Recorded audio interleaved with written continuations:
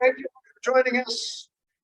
Computational sciences people, thank you for your patience. As the chemists who are always late are finally looking for their seats. We have another couple of chairs up here. So it's my great pleasure to introduce Yuezhi Mao, who is our newest faculty member in Department of Chemistry and Biochemistry. Yuezhi got his bachelor's degree at Beijing University, came to the US to get his PhD with Martin Head-Gordon at UC Berkeley. And Martin Head-Gordon is a pretty phenomenal figure in computational chemistry because he does everything. And Yuezhi has become like the perfect disciple from this group because Yuezhi does everything in computational chemistry. He does development of self-consistent field methods. He does energy decomposition analysis, which is really hard. And he's developed methods for studying dynamics in excited electronic states. From his graduate work at Berkeley, he went south a little bit to Stanford, where most recently he was doing postdoc with Thomas Markland and also collaborating with the Boxer group and continuing to expand kind of the field of systems that his methods can be applied to. So the problem with his coming here is he can collaborate with just about everybody in our department and probably a lot of people in other departments as well. And so one of our jobs is going to be making sure that he keeps kind of a focus on enough things that can actually be accomplished because there's just so much that he can apply his methodologies to. It's just really remarkable. I look forward to hearing more about it. And I'm going to let Yuezhi tell us more about it. Thank you. Thank you. Thank you for the very kind introduction. Yeah, and yes, so today I'm going to talk about the theoretical modeling of electron transfer processes and also electronic spectra in condensed phase. So if if some of you come to my job talk in February, yes, this will be very different topics. So yes, this slide actually is a duplicate from last talk. So yeah, I want to for any of you who don't know about me, I would like to give an overview of my the work I have previously done. So yeah, I did my PhD with Martin Head-Gordon at Berkeley, and where I most worked on the development of electronic structure methods with a focus on the characterization of non-covalent interactions, which are interactions between molecules, but but it's not a chemical bond.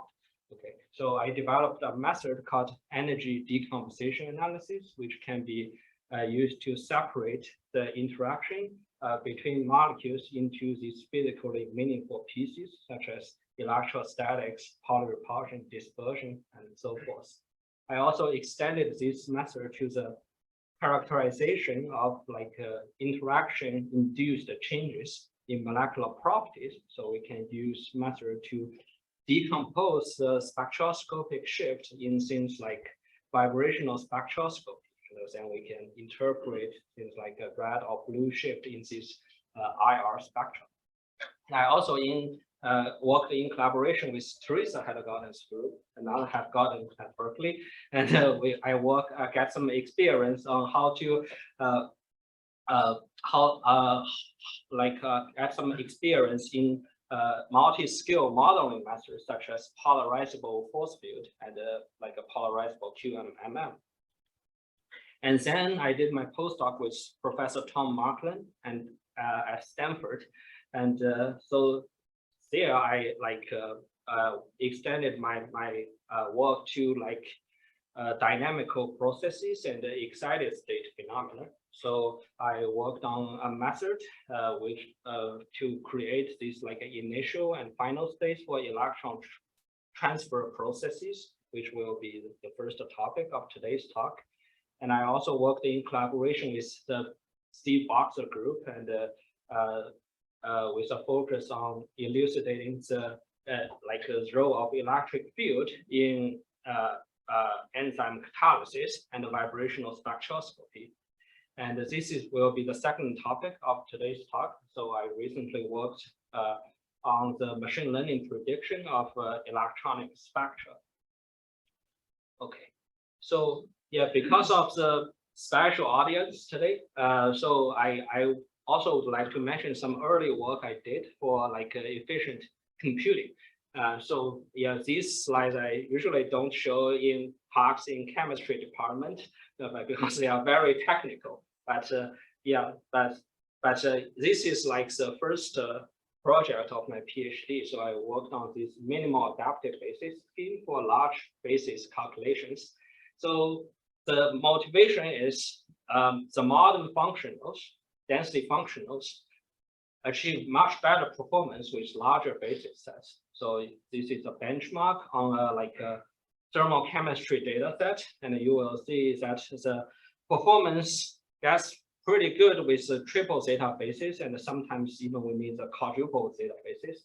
But these large basis sets are very expensive to use because the scaling increases chaotically. So it's a very steep curve in terms of computational cost increase. And this minimal adaptive basis is a highly compact representation of the conventional atomic basis. It's optimized for each atom. And for example, for this ARC CCPB-QZ, which is a quadruple zeta basis, it has 80 basis functions to represent a carbon atom. But in the MAV representation, the number goes to only 5. It's a minimal basis. And then these minimal bases make it possible to store the so-called 4-center 2-electron integrals in memory, so you don't need to recompute this in each SCF iteration. That can actually speed up SCF calculation by a lot.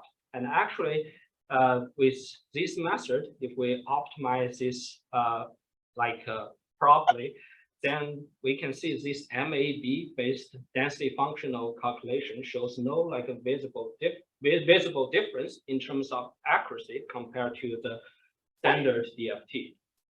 And yeah, at that time, I didn't actually finish this project, but because there will still be a lot of code optimization to do, which will be too technical for a PhD student. But without a fully optimized code, it already achieved over 5 times speed up compared to the standard DFT.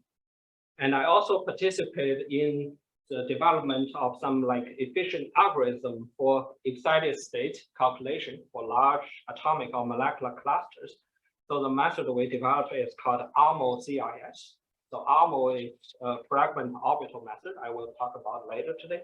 And so the idea of this method is to express the single excitations in a large molecular or atomic cluster as a superposition of fragment excitations.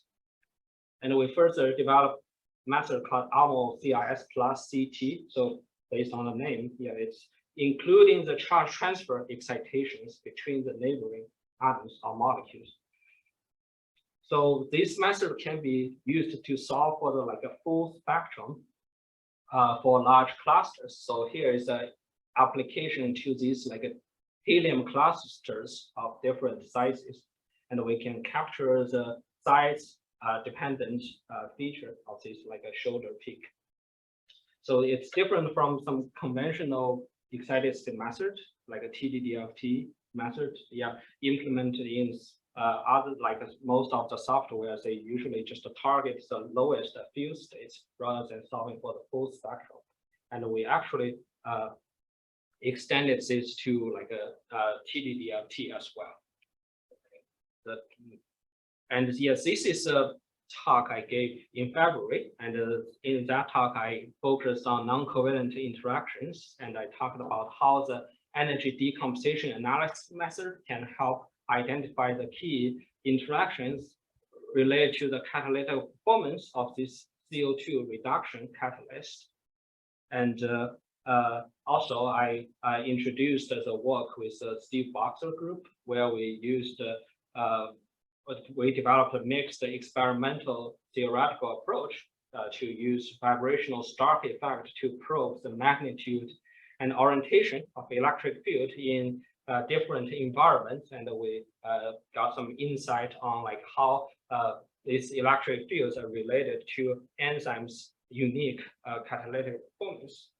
And just to use the same template, this is today's outline. So I will talk about the method development for creating the initial and the final states for electron transfer processes, which are important to the computational modeling of these processes. And then I will talk about the recent work using machine learning to predict electronic spectra in condensed phase. So the first work I did in my postdoc group with my postdoc advisor Tom Markland, and also my former colleague Andres, who is now assistant professor at CU Boulder. So electron and hole transfer processes are fundamental to many chemical and biochemical processes, such as photovoltaic, like the energy conversion through photovoltaic materials, or catalysis of these like metalloenzymes. And these two processes are essentially the same process, but they are named differently. I think simply because based on if the system is whether the system is negatively or positively charged. So if it's negatively charged, it's usually called electron transfer, while if it's positively charged, it's called hole transfer. But essentially, they are the same. And to model these states, it's convenient to introduce a concept of diabatic states, of in short, diabats. So diabatic states are states that retain their physical characters along the reaction coordinate. These sound pretty abstract. Let's see an example. So this is a sodium chloride dissociation. So the sodium chloride we know is an ionic compound. So at the equilibrium distance, it's a sodium plus and a Cl minus. They are charged, right? But and this is the lowest energy state. But at the dissociation limit, you will find when the two atoms stay neutral, that's the lowest energy state. And then if you do like a quantum chemistry calculations carefully for each different distance, you will, for the ground and the excited state, you will get these two curves. And these are called adiabatic states.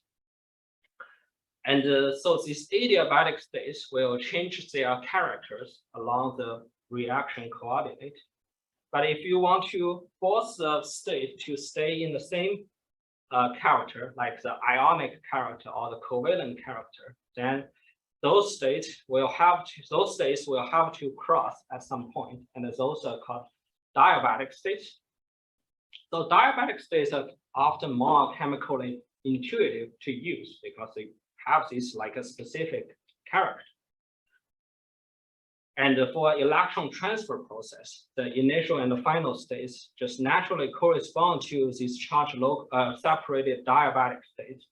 So this is an electron like a hole transfer process. So for the initial state, the positive charge is on the donor, while then the charge transfer happens and we reach the final state, the positive charge gets to the acceptor. And this diabatic state actually are widely used in the development of like rate series and the quantum dynamics method. For example, this celebrated Mach theory is a method which can be used to predict the rate of electron transfer reaction. So it is formulated entirely based on diabatic states. Yeah, if you studied Mach theory, you must remember these parabolas, and those are the diabatic states. And so in this equation, this HAB is the coupling of these two diabatic states through the Hamiltonian operator.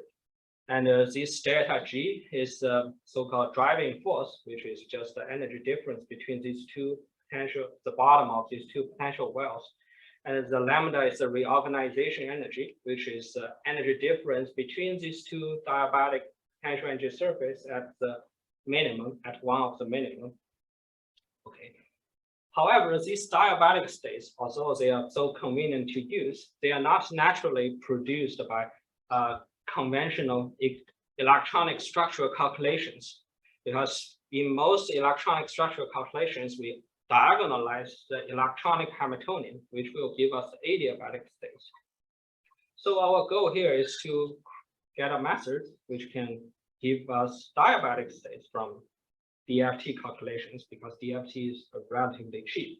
And also, we want to have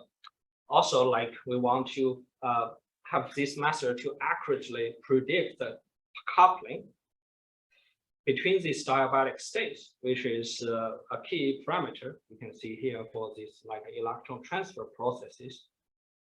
So the technique we use to get these diabatic states is called absolutely localized molecular orbitals, ALMOs. So they are defined as molecular orbitals assigned to fragment and expanded in the basis functions of just that one fragment only. So I will show you how like this looks like.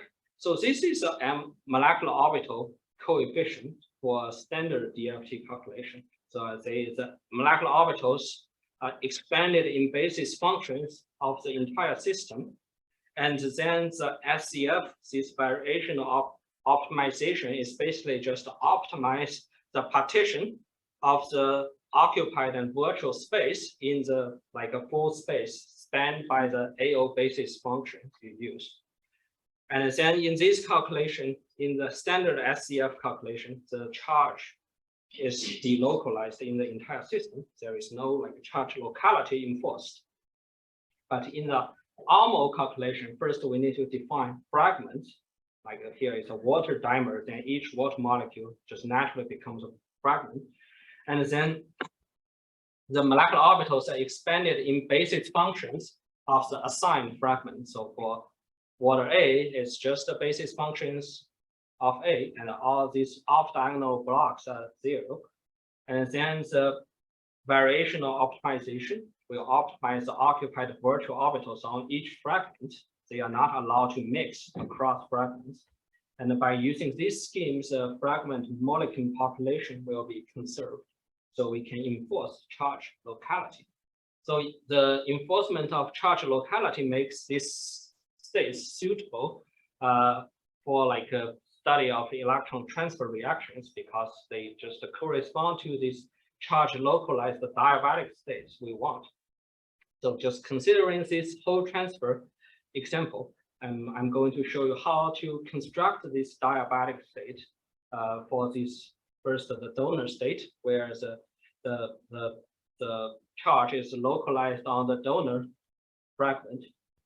So so first we do DFT calculation for each fragment. So first we with the fragment D charge and A stays neutral. Okay, we do the calculation for isolated fragments, and then we concatenate their orbitals in this block diagonal form, and then do a variational relaxation again. Then we just get one diabatic state already.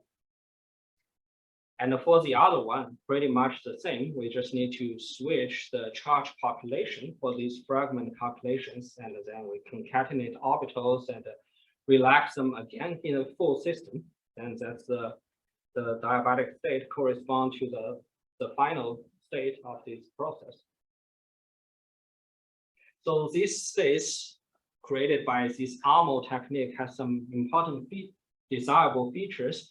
So first, they are variationally optimized by minimizing the Cohen-Sham or the DFT energy functional. And this optimization, of course, is subjected to the constraint.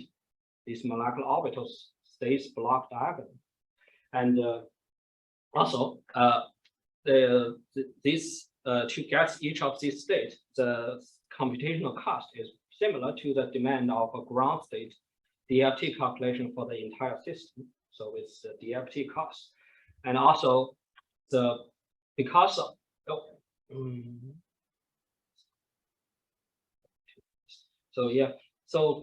they are variationally optimized, then nuclear forces can be easily computed, and that will allow you to perform geometry optimization or even molecular dynamic simulations on these diabatic potential energy surfaces.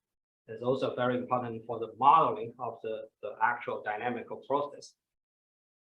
So the next task is to calculate the diabatic coupling between these states. So first, we need to orthogonalize these two almost states to get meaningful results. So then the coupling between the two orthogonalized almost diabatic states will look like this. Yeah, and so this contains the overlap of these two states, the two non-orthogonal states, and also the diagonal and off-diagonal Hamiltonian matrix element formed by these states. So for the diagonal elements, we can just use the Coulomb energy for each of the states. While for the off-diagonal elements, we need some approximations.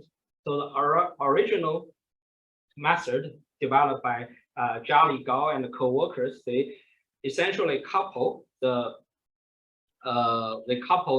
Coulomb these two diabatic states using the Hartree-Fock operator. And that method, we found it systematically overestimated the coupling. I will show some results later. So we developed a modified method called MS-DFT2. So this stands for multi-state DFT. So in this method, we feed this transition density between these two diabatic states into the exchange correlation function. And we use this formula to calculate the diabatic coupling, the off-diagonal element of the formed by these two states. Okay, so now I'm going to show you how this method performs. So first, we want to check that on some established data set. So there are some data sets already developed by other people. So this HAB11 is a data set formed by 11 small to medium organic homodimers. And these systems are symmetric, so the diabatic coupling actually is equal to the 1/2 of the energy difference, energy gap between the ground and the excited state. So if you have a very accurate electronic structure method to get the excitation energy, you get the benchmark value for these diabatic couplings. So yeah, our method has a great performance. It performs the best with this range separated hybrid functional. And even with like a pure PBE functional, which is computationally cheaper, the performance doesn't get much worse. And let's look at some other methods. So this is the original multi-state DFT method coupling. For coupling, and this method, as I said, systematically overestimates the coupling magnitude. And this CDFT is called constrained DFT method. It's also a very popular way to get this charge localized diabatic state. And this method, we can see, is very sensitive to the functional choice. It works okay with this range separate hybrid, but becomes a disaster with the pure functional. And the last method is called Fragment Orbital Dft. This method can give pretty accurate coupling, but this method can only give you a coupling. They will not give you the diabatic state. So that's a downside of that method. And we also looked at the HAB7-, which is a data set for electron transfer. So these are negatively charged, which are usually more challenging for DFT. And you can see that these arrows go slightly larger, but the general picture didn't change. Okay. And here is just one example from this data set. It's the dimer of this thiophene molecule.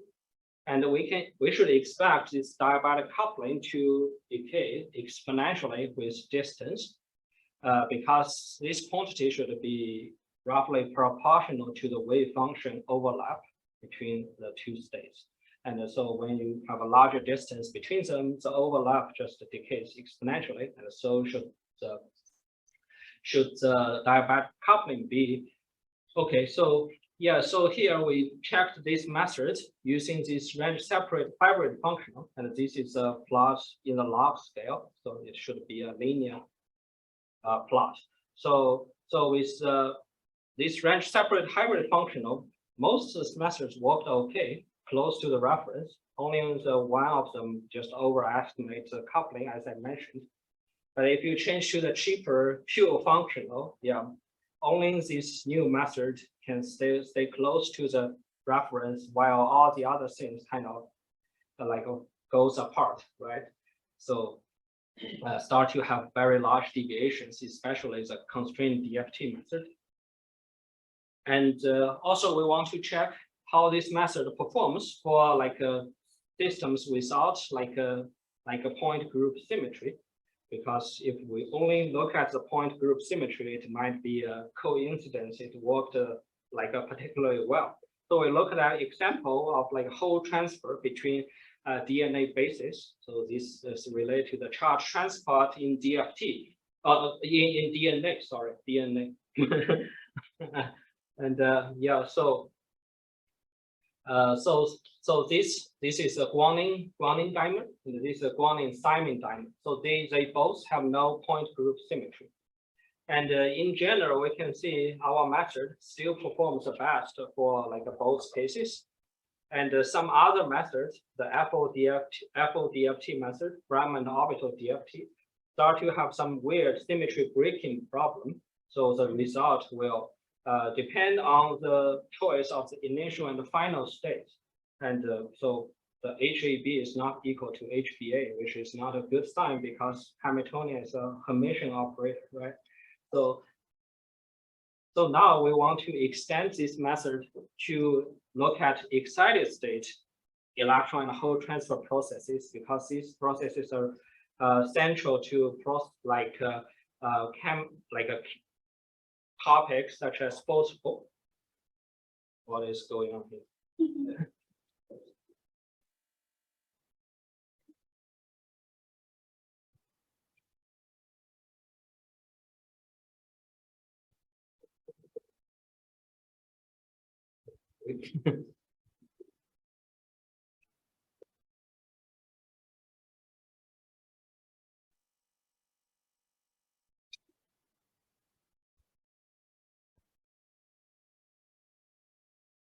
I can ask my question now.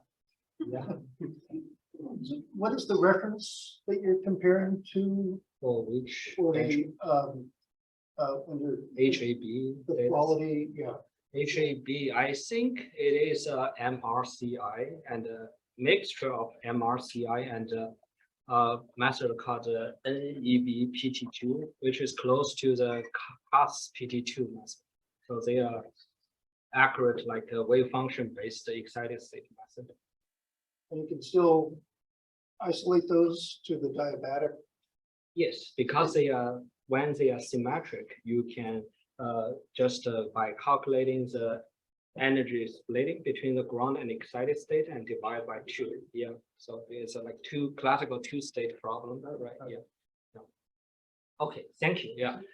So for excited state, excited state electron and hole transfers, they are essential to processes such as photoredox catalysis and photosynthesis. This is like a reaction center of it's a photosynthetic reaction center, and the electron photo-induced electron transfer happens there. That's like a starting point of the photosynthesis.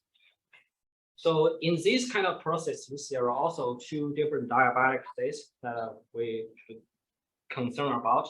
So for the first state, it's excitation, which is localized on the donor. So it's called locally excited state. And the other one, like after you transfer the charge, then you get this charge separated state, and we call this charge transfer state, BT. So we use these acronyms for the 2 diabatic states. So for the LE state, the locally excited state, we combine the ARMO technique with the delta SCF method, which is a variational method for excited state calculation. So basically the idea is simple, like you have a ground state DFT calculation, then if you are looking at the HOMO to LUMO excitation, you just move the electron from HOMO to LUMO and do the optimization on this so-called like excited state, on this like a promoted Cohen-Sham state or non-operable state. And when we combine these 2 methods, we can get charge localization, electronic excitation localized on one of the fragments. And the other one is the CT state. The CT, if it's just the lowest CT state, then we can just get it from like a unrestricted, like open shell ground state ALMO calculation. While if it's higher lying CT state, we can also get it from the ALMO delta SCF method. And now, and for the coupling, we use the same method, the MS-DFT2. Okay, so let's also look at some results. So this is the like an Indo-guanine complex. It's related to the photo damage of DNA. And so here, the hole, this hole can be located at the HOMO or HOMO -1 of the Indo molecule.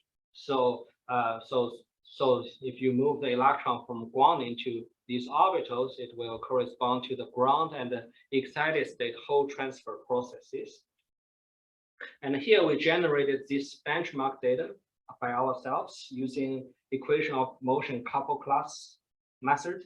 Yeah, and then so yeah, we compared a few methods. There are definitely less options for excited states. There are not that many methods available even for excited state electron transfer, which is not a bad news for us. Yeah, so yeah, so in general, our method has the best agreement with the reference values, and this original MS-DFT method still overestimates the coupling, and especially for the excited state hole transfer case. And we also did the so-called fragment charge difference. It's a diabaticization scheme for like a adiabatic state. So the idea of this method is you first construct 3 adiabatic states by doing a TD-DFT calculation. Then you do a transformation, then transform them into diabatic states based on some criteria. And this method actually doesn't work very well because the TD-DFT, these adiabatic states are not of very good quality for this like a charged radical systems. And we also looked at this Pantosine Diamond, which is a very important model system for study singlet fission. And so for the Pantosine Diamond, there is actually no like a explicit charge transfer between the monomers.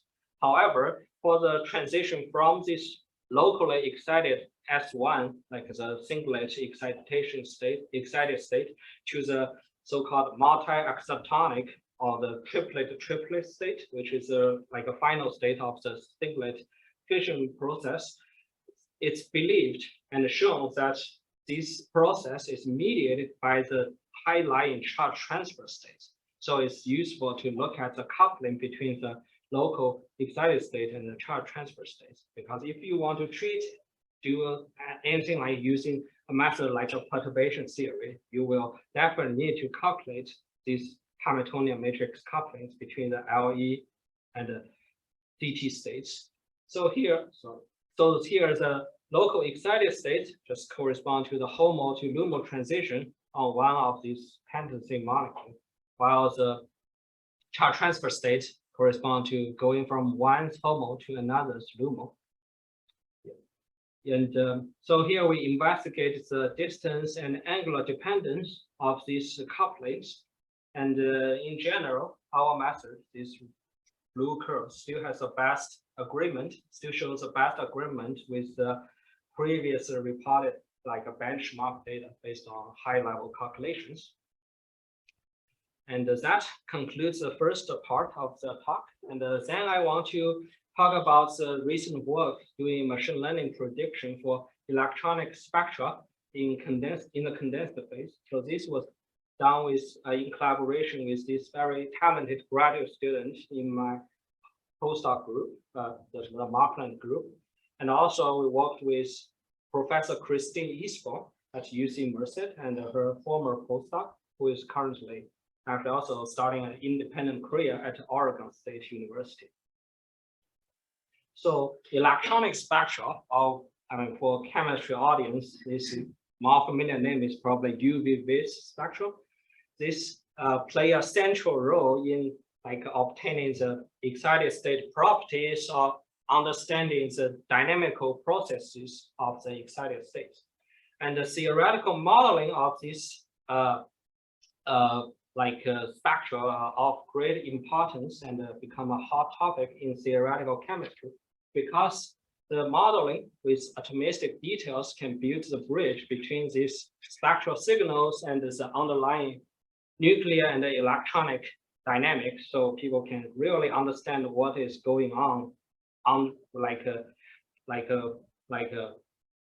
underlying this like a spectrum. Okay, so the simplest method to compute a spectrum for a molecule, like a chromophore molecule, it's probably just you calculate, do an excited state calculation as the equilibrium, to optimize the geometry. And you can easily do that with basically any electronic structure package. And what this gives you is a line spectra, because you just get one excited state at a single geometry. Of course, you can broaden this with like a Gauss field to get a Gaussian or Lorentzian line shape, but those are not real actually. Yeah, and one step further, you can use this Frank-Condon approach to capture the vibromic effect. So now the electronic spectrum will be coupled to the vibrational motion. But this method is difficult to apply in the condensed phase, because you always need to find the minimum and then do the harmonic frequency calculation for the excited states, for both the ground and the excited state. And if your system is like a chromophore in a solvent, like a big box of solvents, and finding the minimum is just an impossible task. And another very popular method, very commonly used method, is called the ensemble approach. So this method is also simple. You find a lot of configurations for the this chromophore in the condensed phase, like in a water solution. Then you can get this from doing an MD simulation from using force field, and then you just pick the frames, like pick 100, or if you want to converge better, take 1,000 frames to do excited state calculations, and then you just create a histogram that is the simulated spectrum. But this method, if you use this method, you don't capture the dynamical effect, such as a vibromic effect captured by this method. And also you miss the coupling to the solvent dynamics. And it's often found this method gives like a too narrow line shapes. They didn't broaden the spectrum enough. So the method we are going to use, developed by Mukmel, is called like a second order equivalent expansion method. So this method uses dynamics information, and the math details is complicated, so I will skip. But one important thing to mention is it requires the calculation of an intermediate called spectral density, and this is basically like a Fourier transform of this energy gap correlation function. So yeah, so now I'm going to introduce how to get this from a simulation. So we first do MD simulation, and we get a bunch of MD snapshots for a time sequence, okay? And then we can do excited state calculations for each of these frames. So here, so assuming the time step of the MD simulation is delta t, and we have like a time series of excitation energies. And then we just do the rounding average. So the one at time 0 will be multiplied with the one at time t, and the one at time delta t will be multiplied with time delta t. We should have more dots here, and this average just need to go on, and then we can get the correlation function. So this method is dynamics aware. It contains the dynamics information because we are doing this business, and also it captures both the vibronic effects and the coupling of the excited state to the solvent dynamics. However, there is no free lunch in theoretical chemistry. This is very expensive. It requires tens of thousands of excited state calculations to converge this correlation function. And what makes things worse is people found it makes a big difference to treat some of the nearby like environment, like the solvent molecules using quantum mechanical method. So that means you need to do tens of thousands of excited state calculations for these solute solvent clusters, which is really, really expensive. So we want to leverage machine learning to reduce the cost of doing this.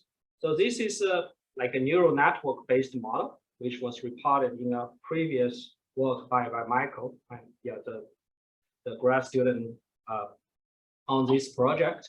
Yeah, and so this machine learning model, the one important thing is it uses these local descriptors based on Chebyshev polynomials to transform these input Cartesian coordinates into these symmetry adapted features. So for each atom, this feature will be a vector containing some radial and angular parts.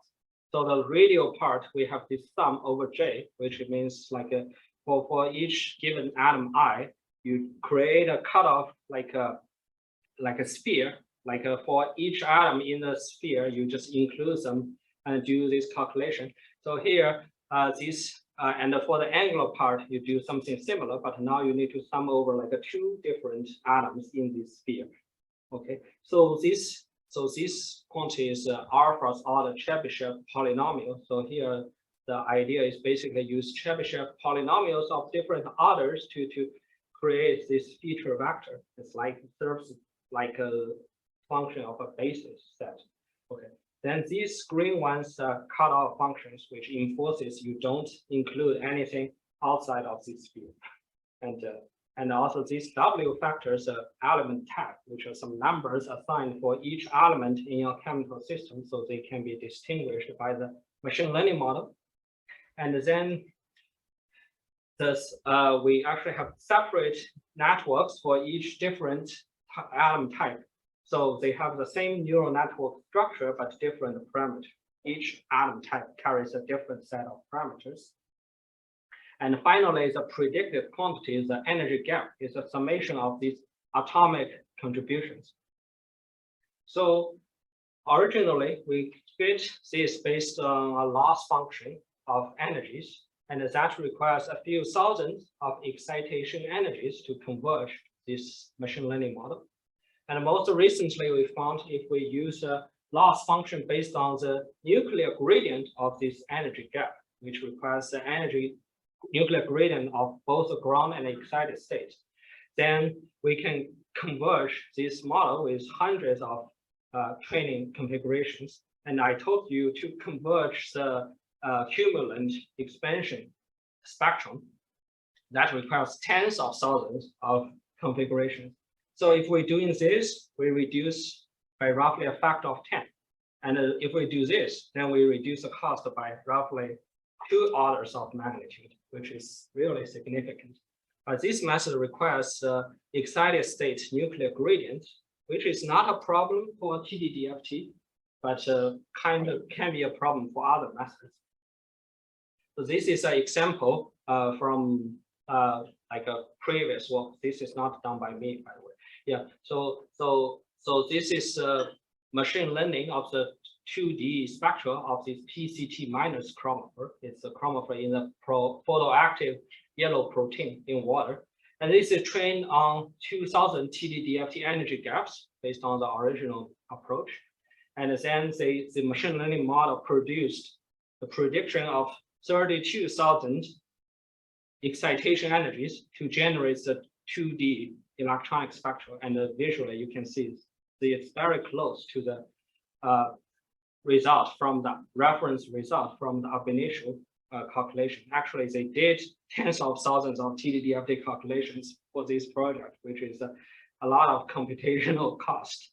Okay, but we still have some other problems for we sometimes have other problems when we move to different systems. So this is a system I'm going to focus on today, which is it is a synthetic analog of the chromophore in this green fluorescent protein.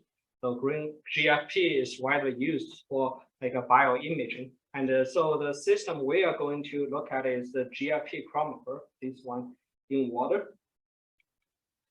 And so it was known from previous studies, the ensemble spectrum, the method to histogram the excitation energies will give a too narrow spectrum for this compound in water with TDDFT.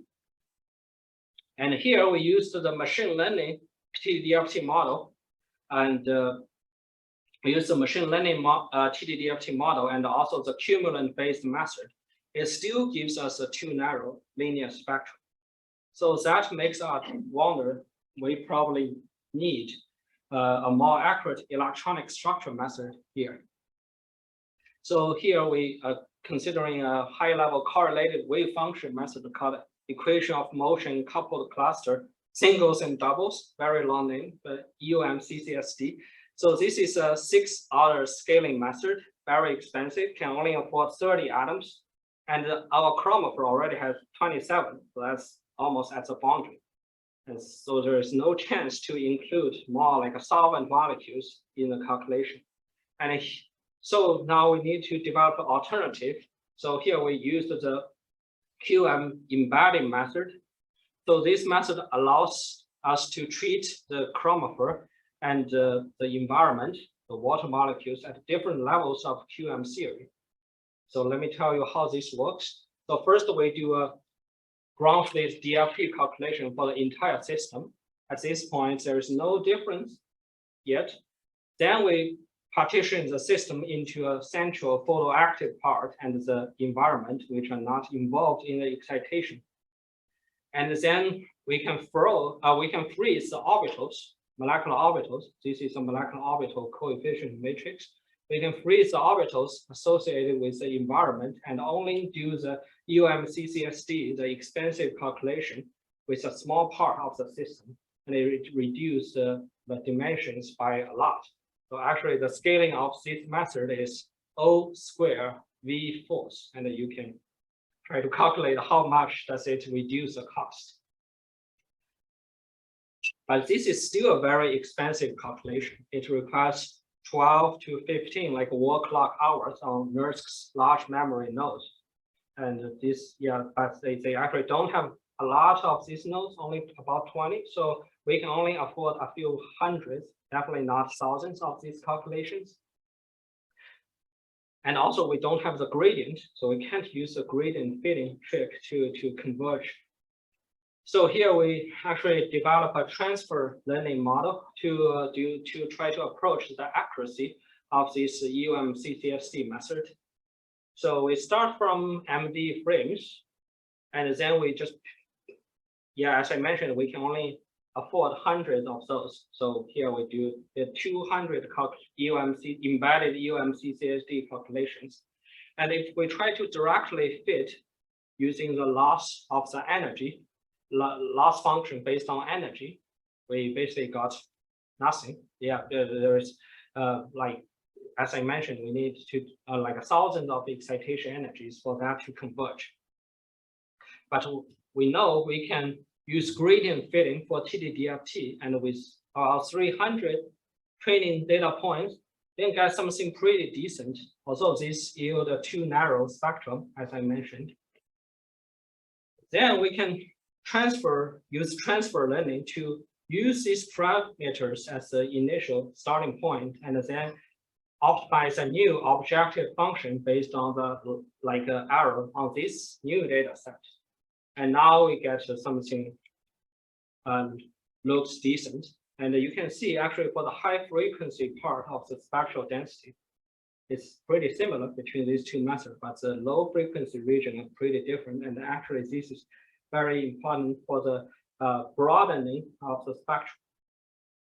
And this is a learning curve. We can see with the transfer learning at the same number of data points, this transfer learning model just produces much lower errors. Let's see some results. So the first is a transfer learning of the linear spectra in the gas phase, which is like a proof of concept. This is because we can actually do UMCCSD gradient calculation for this gas phase molecule, so we can get two reference spectrum.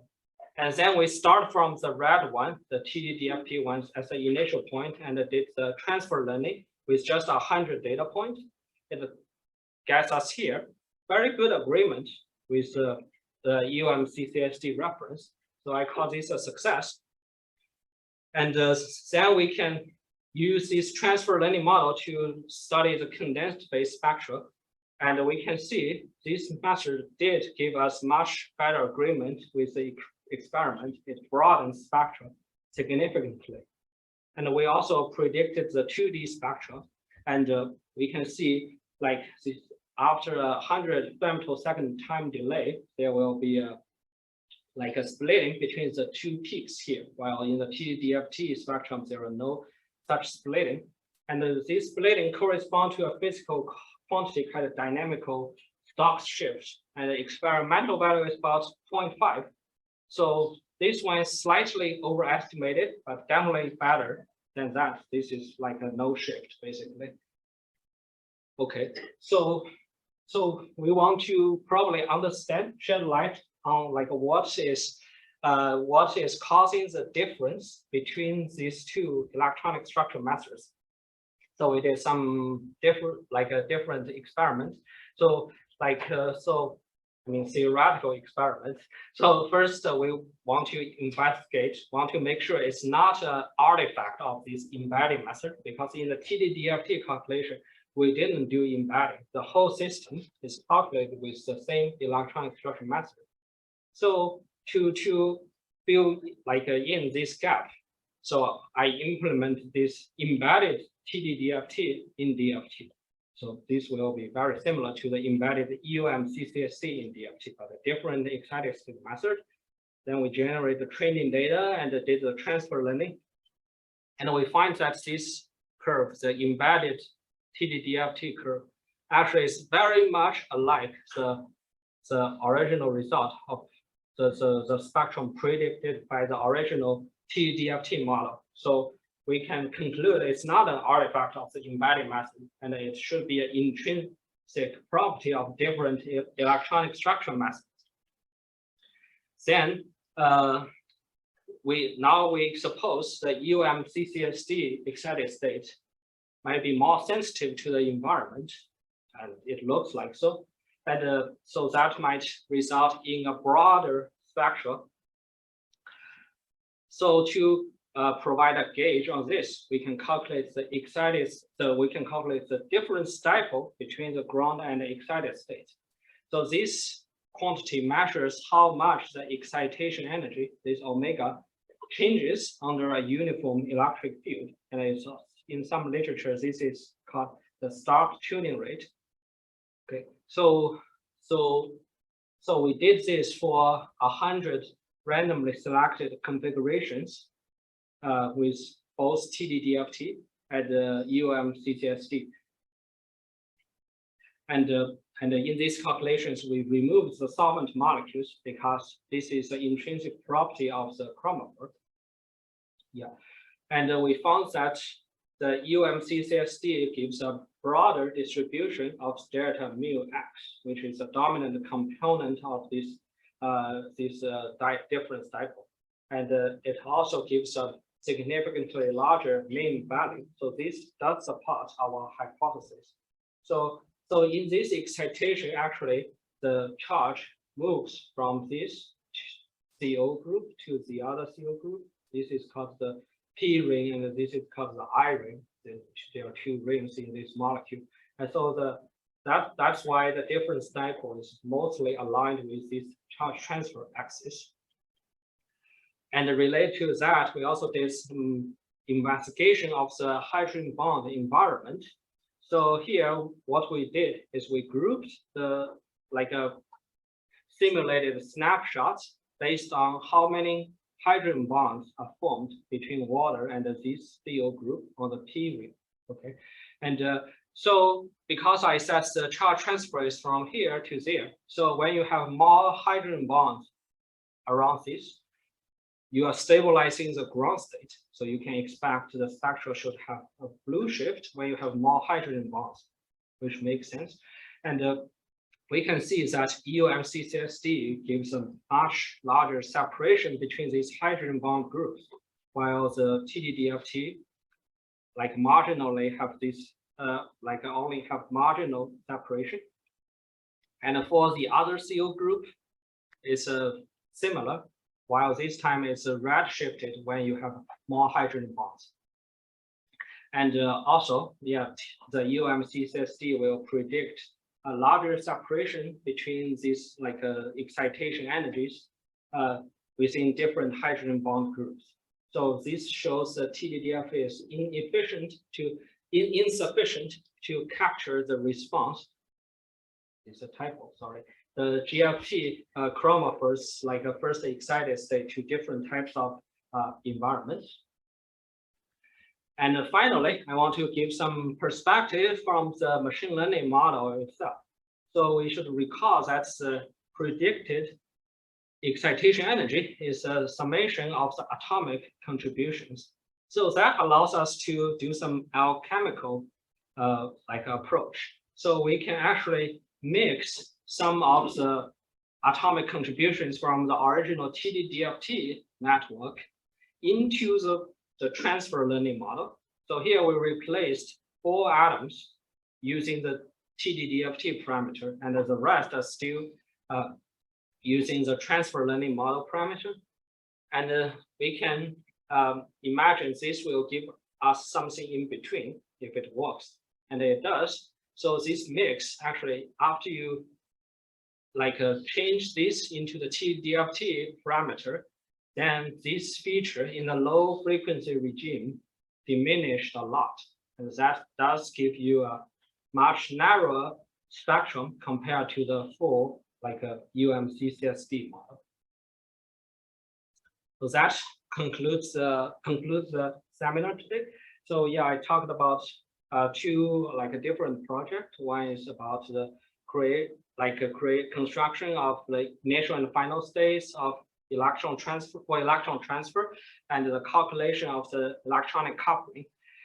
And also I talked about how to use this transfer learning model to get more accurate electronic spectra. And I want to thank all these collaborators and NSF for this and the DOE for this. And yeah, and at the very end, yeah, so this is like the research I plan to do here. So I will keep developing computational methods for applications focused on catalysis and photochemistry. And I will have 3 main topics: the non-covalent interactions for catalysis, and some computational modeling for photoredox catalysis, and to help the design of new photoredox catalysts. And also, this is pretty much related to the second topic today. I want to extend the method to use machine learning and to simulate these light-driven processes to interpret the underlying nuclear and electronic dynamics. Yeah, so yeah, my lab is currently recruiting, and so yeah, and yeah, many thanks to Andy and many other staff. Yeah, the space is roughly ready right now. The 2 computers are online, and yeah, from these windows you have a magnificent view of the Interstate 8. So yeah, they are pretty nice actually. Yeah. Okay. Yeah. Thank you very much.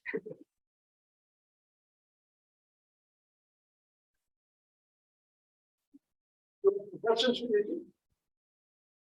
Right. So you know, the EUMCCSD looks like it make a very good prediction in terms of electronic structure broadening or not. I mean, as an experimental chemist, I feel like this broadening or not is not really one of the most important features that I'm looking into. But comparing to the TDDFT wise, right? Yeah. TDDFT is, in my understanding, is really good at like give us some information in terms of like transition state, for example, prediction. Right. So are you looking to have those EOM-CCSD to work on chemical reactions as well, particularly for the transition state prediction? Yes, I mean for photochemistry, for photochemical reactions, these can be very important because when there's something like a bond breaking happens, the methods like a TDDFT could break down. Yeah, because at this point it goes into a region where it's like a single reference like a TDDFT method will get trouble, and using EOM CCSD or maybe other correlated wave function method is a way to get more accurate potential energy surface for excited states.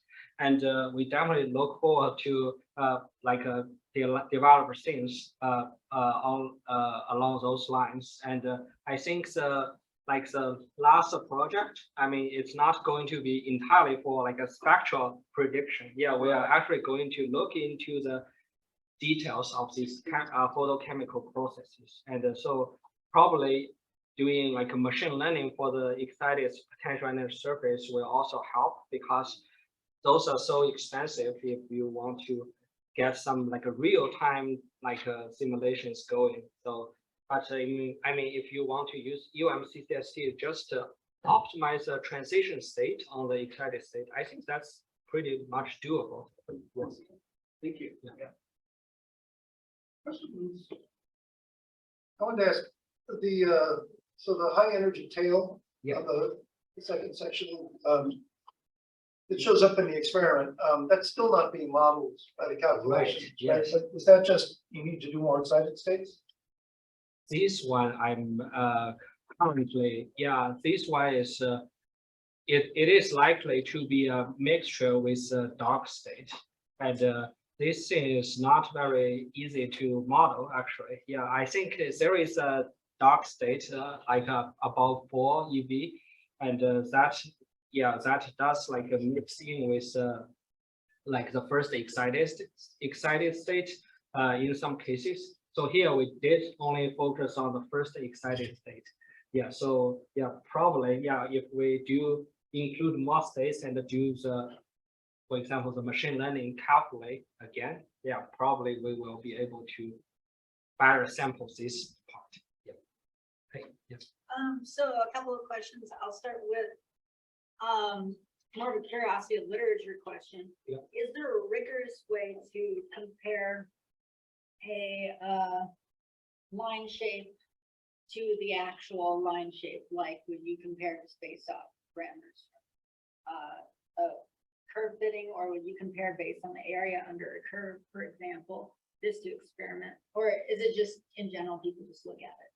You mean this line shape? Well, comparing the line shape to the experimental line shape, Oh. is it just you would plug in a void or Gaussian curve, and then you just compare the So- functional forms? So currently, all the comparison, I would say it's all visual. Just we didn't really give a metric yet. Oh. Yeah, that is possible, I think. Yeah. Oh. Mhm. Oh, and then the other thing I was wondering about was when you chose those 4 atoms to use, Yes. was that based on anything in particular besides the, okay, Yes, because they are the ones forming hydrogen bonds with water, so they have the strongest coupling with the solvent. So we do expect that based on what we did on the last slide. Yeah, we expect these are the most important. But yeah, we did this also just to try to like experiment this alchemical idea, which is an interesting idea, and actually to give something reasonable, it's already a surprise to us. Yeah.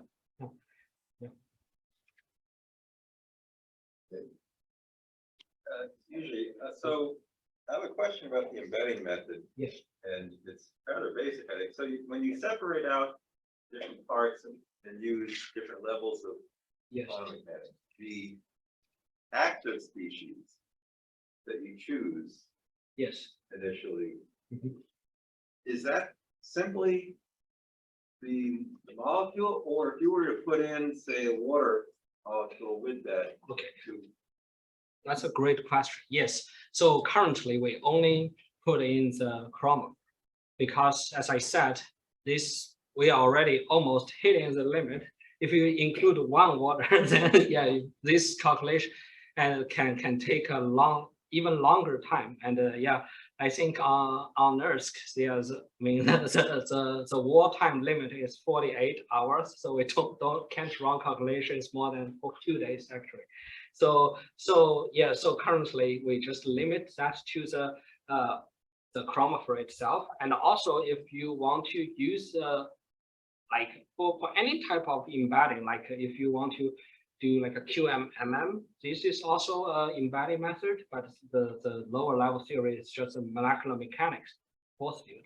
Yeah, then in that case, if you want to run dynamics, you will always have this so-called like in and out problem, because some water molecules with simulation will goes like away from the central part, and then you kind of like, it's hard to define in the beginning which molecule should be included in the QM or the high level region. So it's always preferred to just make it as simple as possible. But yeah, there are definitely some other there are definitely cases where you actually need to do that. But yeah, for dynamics, that always has the problem. Yeah.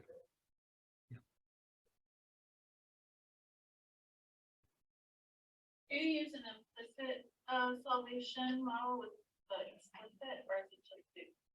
Oh, all this explicit. Yeah, because we have a cutoff radius of 7 angstrom.